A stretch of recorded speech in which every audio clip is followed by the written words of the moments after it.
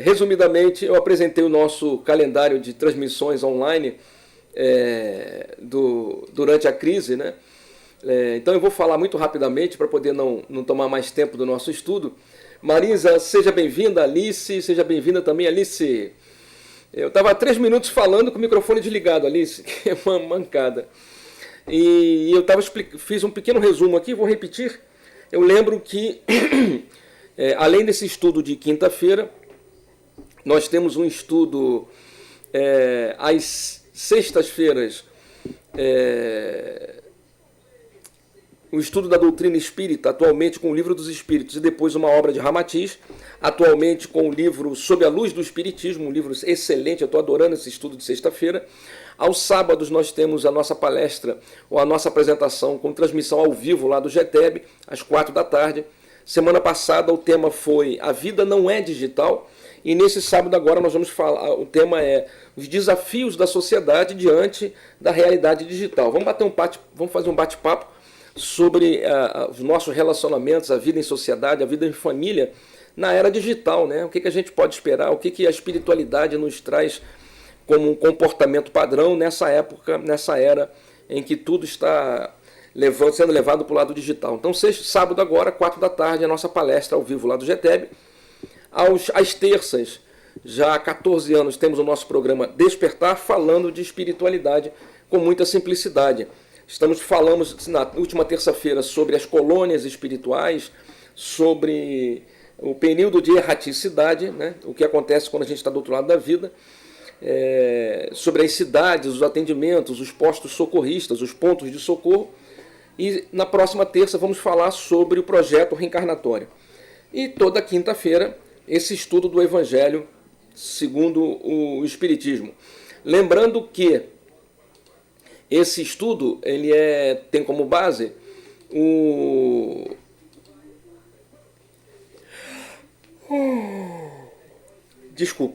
Esse estudo tem como base o culto no lar.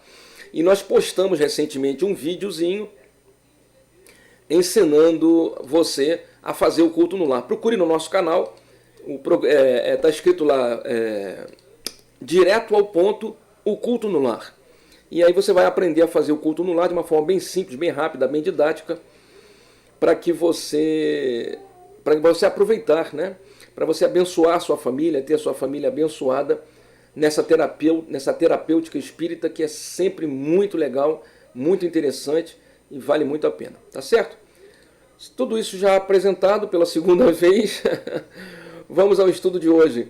Admita, boa noite Jace, Alice, Marisa, boa noite a todos vocês. Bom, semana passada nós estamos no capítulo 2, falando sobre, deixa eu subir aqui um pouquinho para eu poder ler de novo, que eu esqueci. Meu reino não é deste mundo, é o tópico do capítulo 2. Semana passada paramos no parágrafo lemos a realeza de Jesus, e hoje estamos aqui no parágrafo o ponto de vista, tá certo? Deixa eu ligar meu celular aqui só para ver se o áudio está saindo direito, para não acontecer de eu estar falando um monte de coisa. Tá certo? Boa, tá tudo certinho, graças a Deus. Então vamos lá, gente. O ponto de vista. A ideia clara e precisa que se faz da vida futura dá uma fé inabalável no futuro. Desculpa, gente. A ideia clara e precisa que se faz da vida futura dá uma fé inabalável no futuro. E essa fé tem enormes consequências sobre a moralidade dos homens, uma vez que muda completamente o ponto de vista sobre o qual encaram a vida terrena. Olha, esse início desse parágrafo tem muito a ver com uma conversa que a gente tem tido, e eu tenho falado isso sempre lá no nosso grupo do WhatsApp, tenho conversado isso inclusive com alguns jovens. Se você não tem como entender a vida se você não acrescentar a realidade espiritual. E isso é uma grande verdade. Se você olhar a vida somente pelo ponto de vista material, você não vai entender o que está acontecendo atualmente no nosso mundo, na nossa sociedade. Você tem que acrescentar o componente espiritual, lembrando, né, que existe uma vida futura e que há uma lei de causa e efeito que faz com que a gente sofra as consequências dos erros passados. E que tudo o que estamos fazendo hoje vai repercutir no nosso amanhã. É muito importante isso, e está bem claro aqui, ó. Então, A ideia clara e precisa que se faz da vida futura muda completamente o ponto de vista sob o qual encara a vida terrena.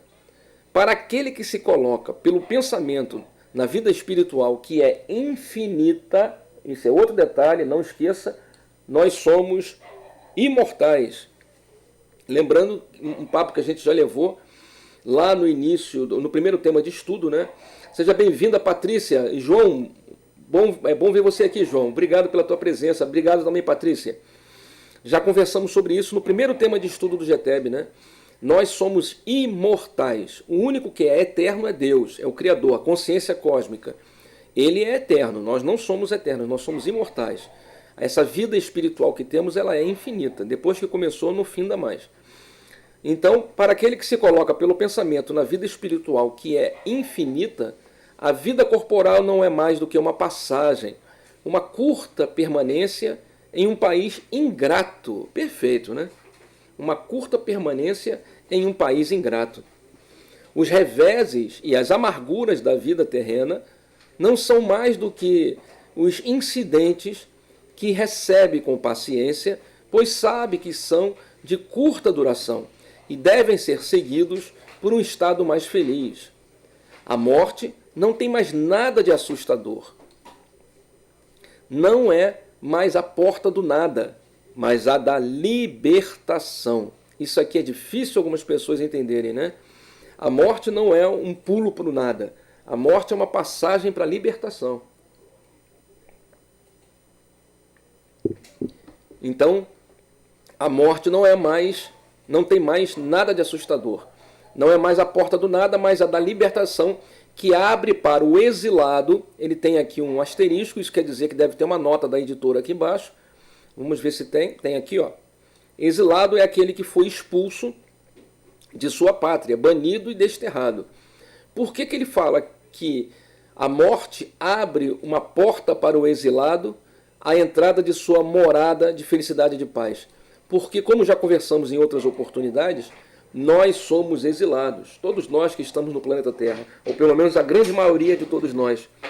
Poucos são os que estão aqui em missão, ou são aqui espíritos evoluídos que vieram por misericórdia, por caridade. A maioria de todos nós somos exilados. Nós saímos, tivemos experiências em realidades melhores e descemos para cá. E por isso temos essa impressão, muitos de nós temos essa impressão, de que eu não sou desse mundo. Eu não concordo com as coisas que estão acontecendo. As coisas que estão acontecendo me irritam porque eu não concordo, eu não aceito. Não pode ser assim, não é para ser assim. Nós não nos adequamos. A impressão que dá é que nós estamos no lugar errado. Alguém errou, alguém lá em cima errou e nos colocou aqui, com essa família que não gosta de mim, que eu não gosto também, nesse local, nesse país, nessa sociedade, nesse mundo que eu não concordo e vejo tanta maldade. Essa sensação, essa impressão demonstra claramente que nós somos exilados. Tivemos uma oportunidade de uma passagem em um local melhor para conhecermos algo melhor, mas na nossa realidade é aqui. A gente lembra e faz uma comparação bem simples para quem estuda com a gente, o momento do recreio na escola. Como é que é a escola, né? Basta você pensar assim, na escola, você na hora do recreio, do intervalo, você junta a quinta, sexta, sétima série, junta 2, 3 turmas e deixa brincar o recreio, não é assim? O que isso faz com a criança? Aquele que está na quinta série acaba conversando e fazendo amizade com alguém da sexta série e fica deslumbrado com as coisas que eles estão estudando. Porque ele fala, eu estou aprendendo isso assim, assim, eu estou estudando isso assim, assim. Aí o da quinta série vê o livro da sexta série, fica empolgadão. O da sexta já enxerga o livro da sétima, vê o que ele está estudando e fala, poxa, isso incentiva o aluno a querer progredir. Porque ele sabe que lá na frente ele vai aprender coisas sensacionais. Ao mesmo tempo, o que está na sétima, o que está na sexta, olha para o que está na quinta e fala, putz, eu já passei por isso, né? Traz uma sensação de progressão, traz uma sensação de caminhada. Eu caminhei, eu cresci, eu andei.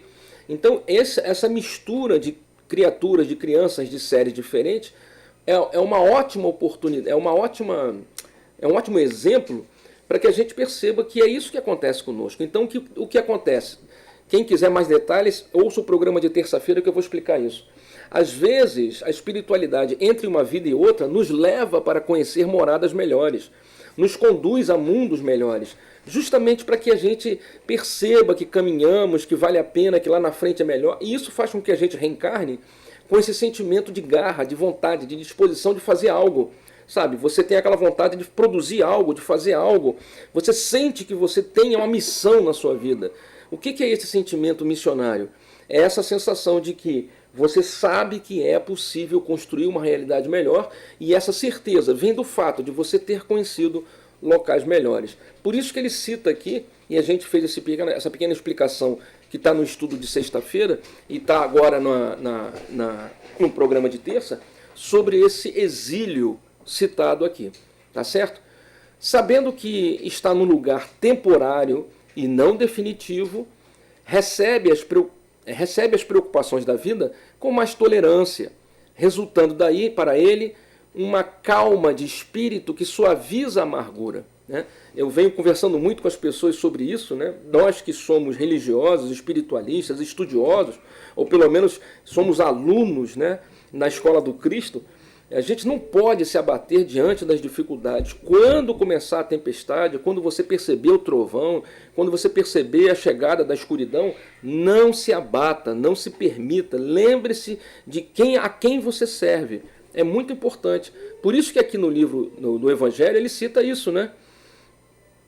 Sabendo que está no lugar temporário e não definitivo, recebe as preocupações da vida com mais tolerância, resultando daí para ele uma calma de espírito que suaviza a amargura. Isso é o que deveria acontecer com todos nós, tá certo?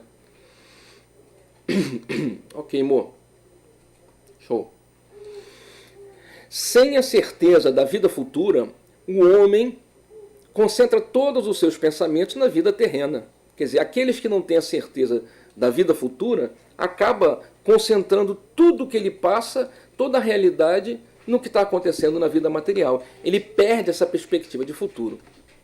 Incerto quanto ao futuro, dedica tudo ao presente, né? É aquela coisa que a gente fala, né? Vamos beber e fumar que o mundo vai se acabar, né? Farinha pouco ou meu pirão primeiro. Isso faz com que as pessoas se tornem mais egocêntricas, né? Mais ególatras, né? Como diz Ramatiz, mais focadas no próprio umbigo, porque elas não veem perspectiva de futuro, né? E ela sente incerteza, e dedica tudo que tem aos prazeres da terra. É uma prova de imaturidade do espírito. Não enxergando bens mais preciosos do que os da terra, faz como a criança, que não vê outra coisa além de seus brinquedos. Eis porque tudo faz para conseguir os únicos bens que para ele têm valor, né? Eis porque faz de tudo para conseguir aquilo que ele acha que é a única coisa que importa.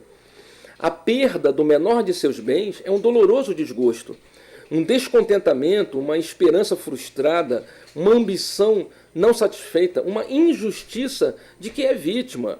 A vaidade ou o orgulho feridos constituem os tormentos que fazem de sua vida uma eterna angústia, entregando-se assim voluntariamente a uma verdadeira tortura todos os instantes, né? E é exatamente o que você percebe nas pessoas que convivem no nosso dia a dia e que não têm essa perspectiva de futuro, né? Seja bem-vinda Mônica Correia, Ilina Prachedes, Patrícia Guimarães. Obrigado por todos vocês estarem conosco. Então, esses que não têm a perspectiva de futuro, como ele fala aqui na frente, aqui em cima, entregam-se voluntariamente a uma verdadeira tortura todos os instantes. Sob o ponto de vista da vida terrena, no centro do qual o homem está colocado, tudo toma ao seu redor enormes proporções.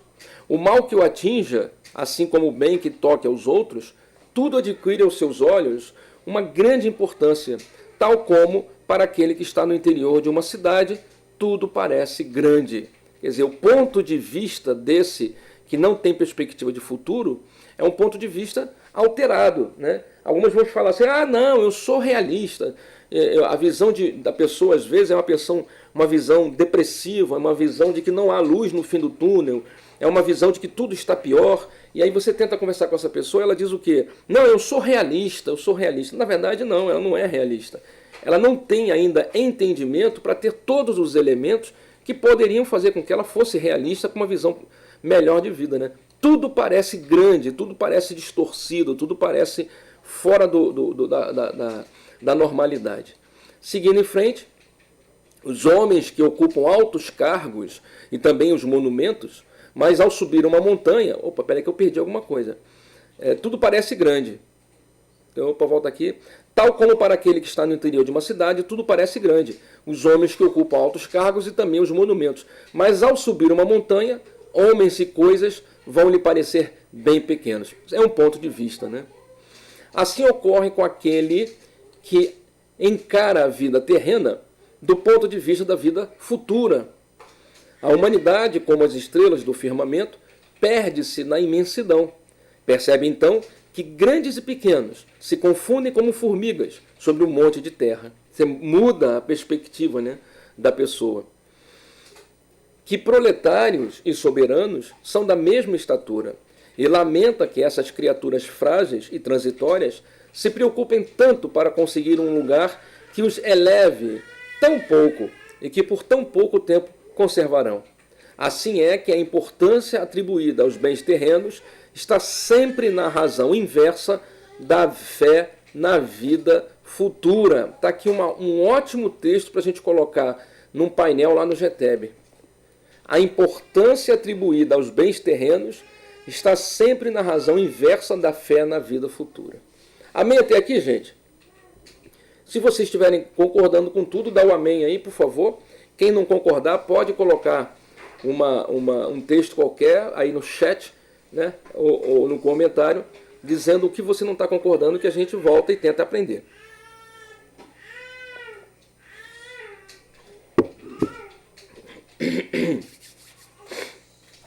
Vamos seguindo em frente? Não foi mal não, fica até bonitinho. O pessoal fala assim, tem um menininho chorando lá, é meu neto. Eu vou falar, é meu neto. A Jace colocou pra gente aqui, às vezes me deparo com situações tão esdrúxulas, grosseiras e egoístas que me deixam perplexa. Ao mesmo tempo me sinto muito distante de pessoas tão nobres e evoluídas. Estou no caminho do meio. Estamos todos, minha amiga, estamos todos. Amém, saravá. Obrigado, Alicinha. Estamos todos no meio do caminho. Essa história do meio do caminho, minha irmã Jace, é muito legal, porque a gente sempre fica buscando, né, o crescimento, a evolução, a melhoria. Só que essas condições elas só acontecem no caminhar, né? Então, durante o trajeto que a gente se transforma, é durante a viagem que a gente vai admirando a paisagem e mudando, né? Quando chegarmos lá no final, aí já é o final, aí é a morte, aí acabou, não dá mais tempo de nada. Então tem que ser agora mesmo, no meio, no caminho, bem no meio do caminho que a gente está. É aqui e agora que a gente aprende, né? Se chegarmos ao final, aí já não há mais o que aprender. Ou perdemos ou ganhamos. No sexto parágrafo ele diz o seguinte: se for desse modo, ninguém mais se ocupando das coisas da terra, tudo correrá perigo. É o que se pode pensar. Quer dizer, se ninguém mais ligar para as coisas da terra, então parece que tudo é isso aí já. Eu sempre agradeço por ter muito que aprender. É sinal que nós temos muito tempo aqui ainda. Se todo mundo, de repente, parar de se preocupar com as coisas da terra, ele diz o seguinte: então tudo correrá perigo. É o que muitas pessoas vão pensar. Mas não é assim. Instintivamente, o homem procura o seu bem-estar. E mesmo tendo a certeza de só ficar num lugar por pouco tempo, ele ainda quererá estar o melhor ou menos mal possível. Isso acontece no nosso dia a dia, né? Mesmo que você se mude para uma casa que não é sua, é alugada, você vai tentar morar nessa casa da melhor forma possível, né? Você vai tentar ter o máximo de conforto. Então não é porque é transitório que você não vai ligar. Não há ninguém que, achando um espinho debaixo de sua mão, não atire para não se picar. Portanto, a procura do bem-estar força o homem a melhorar todas as coisas, impulsionado que é pelo instinto do progresso e da conservação, que está nas leis naturais. Aliás, são algumas das leis apresentadas lá no livro dos Espíritos. Eliane, seja bem-vinda. Boa noite para você também, minha irmã. É isso aí, Alicinha. Somos todos aprendizes, é isso aí.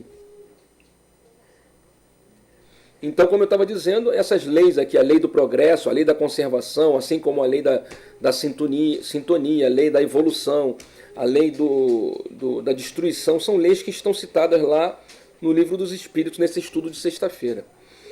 Ele trabalha, portanto, por necessidade, por gosto e por dever, e com isso realiza os planos da providência, que o colocou na Terra com esse objetivo. Então, sem perceber, o homem que tenta melhorar-se, melhorar o ambiente onde vive, acaba trabalhando para Deus, mesmo que ele não perceba, né?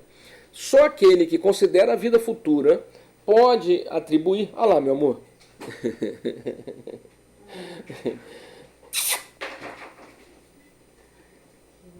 Pausa para fazer mimo para o neto aqui, que está aqui do meu lado. Pausa, 1 minuto.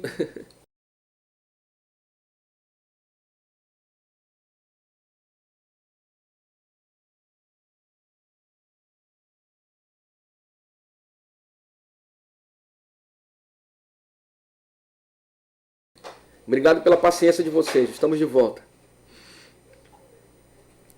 Então, só aquele que considera a vida futura pode atribuir ao presente uma importância relativa e se consolar facilmente com seus insucessos, pensando na sorte que o aguarda. Olha aqui, ó. Desenvolve a resignação e com isso a resiliência, né? Aquele que considera a vida futura pode atribuir ao presente uma importância relativa e se consolar facilmente com seus insucessos. Quer dizer, desenvolve a resignação, né? Sabe que os insucessos do presente não são definitivos. Pode se mudar, podemos melhorar, podemos fazer mais, né? Podemos ir para frente. O futuro pode ser melhor. A gente sempre brinca falando, citando aquela música do Lulu Santos, né? Nada do que foi será de novo do jeito que já foi um dia. O que não quer dizer que tenha que ser pior, né? Nada do que foi vai ser igual, mas pode ser melhor. A gente pode construir um futuro melhor. Deus não condena, portanto, os prazeres terrenos, mas sim o abuso, que dele se faça em prejuízo das coisas da alma. É contra esse abuso que se devem acautelar os que ouvem estas palavras de Jesus. Meu reino não é deste mundo. Então você veja que Deus não condena o fato de você ter seus momentos de prazer, de alegria na terra. Seu Júnior, é porque eu sobrou um trocado, eu resolvi comprar uma televisão melhor. Será que eu estou cometendo um pecado? Seu Júnior, eu sobrou um trocado, eu resolvi comprar uma comida melhor. Será que eu estou cometendo um pecado? Seu Júnior, minha situação melhorou, estou trabalhando um pouco mais, eu estou cuidando da minha casa, ou eu estou me preocupando com botar meu filho numa escola melhor. Será que eu estou sendo uma pessoa... Será que eu estou errada porque eu estou olhando muito para mim? Será que Jesus vai ficar chateado com o meu comportamento? O Espiritismo não condena nada disso, assim como Jesus não condena nada disso. A questão não é você trabalhar e ter seus momentos de satisfação, de alegria e de prazer. A questão não é essa. A questão é que isso não deve ser o foco. E mais, isso deve vir junto com um crescimento espiritual, como ele colocou, com o desenvolvimento da visão da vida futura. Se você apenas olhar para o presente, como ele colocou aquele caso da pessoa que não vê o futuro, que só olha para o presente, só vê a vida presente, e acaba buscando os bens da terra, porque ele não entende que o futuro é muito maior e que os bens da terra são transitórios, se for esse o caso, aí sim Deus não fica feliz, porque ele não está vendo naquela pessoa um crescimento, um desenvolvimento, uma aprimoração, um aprimoramento, perdão.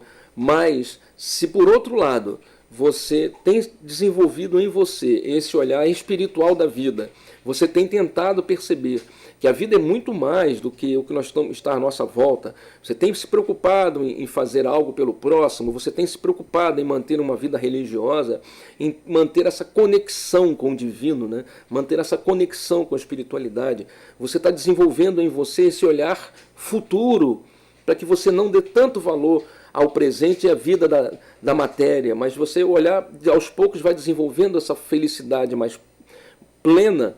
Então aí não há problema nenhum de você ter seus momentos de alegria, porque Deus se felicita com a sua felicidade. Já dissemos isso aqui num outro estudo, não me lembro qual. Deus não quer ver você triste. a sua tristeza, a sua infelicidade, os seus transtornos psíquicos e psicológicos, transtornos, síndromes diversas, síndrome do pânico, depressão, doenças, nada disso é por vontade de Deus. São apenas consequências de nossas próprias atitudes. O que Deus quer é que a gente esteja pleno, feliz, saudável, próspero e que a gente aprenda. Lembre-se daquele ensinamento no GETEB, naquela palestra, sobre a laje, a necessidade da laje sobre nossas cabeças, né? Você vai entender o que eu estou querendo dizer. Os que não acompanham, procure-nos aí nos nossos canais, que você vai entender a importância da laje, né? A importância dessa pedra, dessa bigorna amarrada na nossa perna, para a gente poder dar valor ao que é necessário e ao que deve ter valor. Quando a gente aprende, não há necessidade de repetir um ensinamento, não é isso? Vamos voltar ao estudo depois desse breve falatório do seu Júnior, que como sempre fala muito. Minuto da água.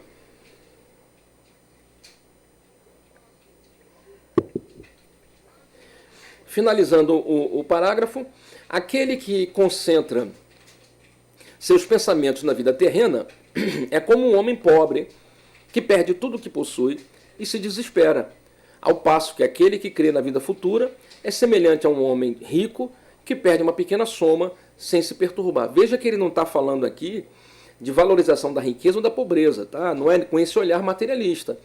Ele está criou uma figura, uma imagem para a gente entender, né? Sobre a riqueza, essa riqueza não material, essa riqueza de acumular os bens, né? Como disse Jesus, não acumulei os tesouros da terra, mas sim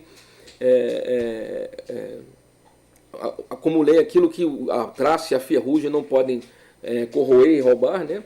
Então é mais ou menos nesse sentido, né? Esse olhar, essa perspectiva futura.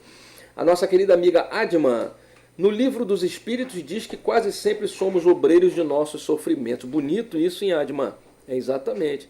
Quase sempre somos obreiros do nosso próprio sofrimento. Muito bem colocado.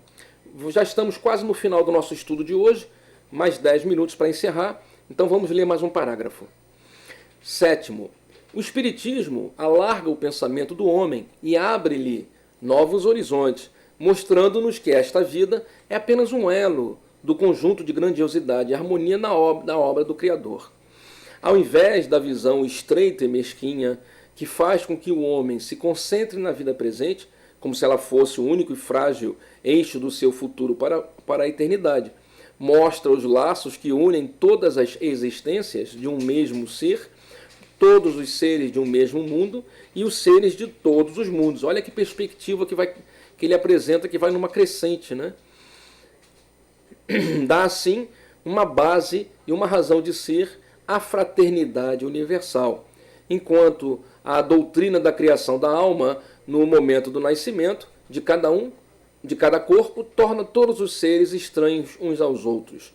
Essa solidariedade das partes de um mesmo todo explica o que parecia ser inexplicável, se apenas considerarmos um único ponto de vista.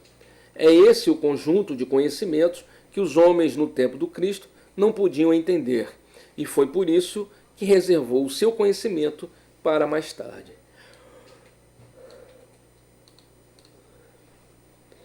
Tranquilo até aqui, gente? Boa noite, Carmen, seja bem-vinda.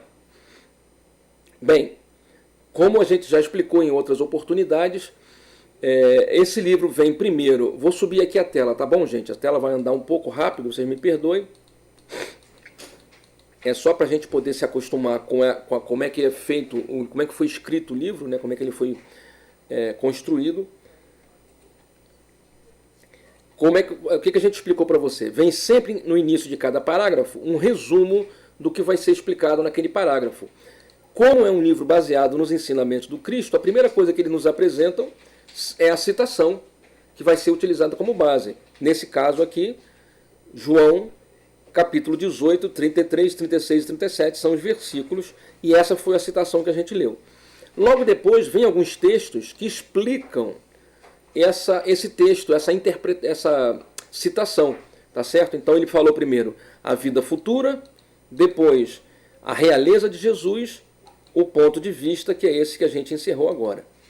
Quando encerra essa parte explicativa, vem as psicografias, as mensagens dos espíritos recebidas naquela época. Então, todas as mensagens que foram recebidas, o Kardec selecionou, separou pelos temas da obra que ele estava preparando, e aí ele coloca na sequência. Por exemplo, logo depois, dentro do mesmo assunto, todos eles dentro do mesmo capítulo, do mesmo assunto. Tem um vídeo no nosso canal que ensina a fazer o culto no lar. E tem um outro vídeo que a gente vai estar postando aí, que explica como é que foi feito esse livro, né? Esse livro aí, quando foi construído, quando foi produzido, a colaboração espiritual foi ainda maior. Existia uma quantidade enorme de espíritos em torno de Kardec e ele se isolou para organizar esses temas, esses textos. E essa organização, essas mensagens psicografadas, nenhuma delas vem com o nome do médium que recebeu a mensagem, porque os próprios médiuns pediram para não citar o nome, porque não era relevante. O que era importante eram as mensagens que foram recebidas. Nesse vídeo que está no nosso canal aí, explica como é que foi feito isso. Então vem as instruções dos espíritos, que são mensagens recebidas na época, que explicam as explicações que foram dadas com relação ao texto de Jesus.